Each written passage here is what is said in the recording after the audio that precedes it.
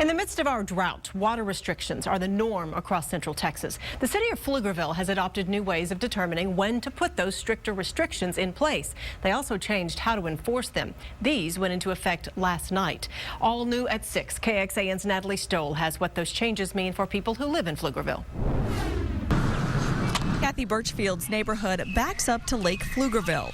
It's a popular playground and swimming spot, but the lake is also the city of Pflugerville's water source, and there are limits to using this water to keep the yards in Kathy's neighborhood green. Well, most of the time we just have to really watch how many times that we water our yards, and our grass just turns brown. That's with stage 2 restrictions, or just 2 days a week watering. But the city has a new way of determining the triggers for each stage of restrictions.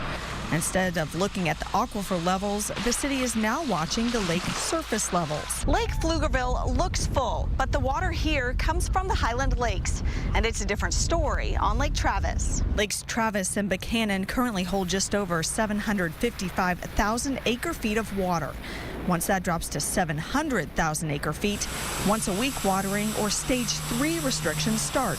And that could be within the next couple of weeks. We realize that there's going to be some stricter conservation measures coming up, and we want to be able to enforce that with our residents, educate them on what's going on. The first and second time there's a watering violation, you'll get a warning.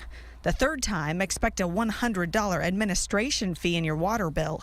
Get caught again, and your water will be shut off. I definitely think neighbors are watching neighbors from the phone calls we receive. We'd want people to call Public Works now if they do see a watering violation. Calls used to go through the police department, but the changes aren't drastic, according to Kathy. For us, I don't even think that that would change anything, because we would just try to follow the restrictions anyway. Right. And you just deal with brown grass. In Pflugerville, Natalie Stoll, KXAN News.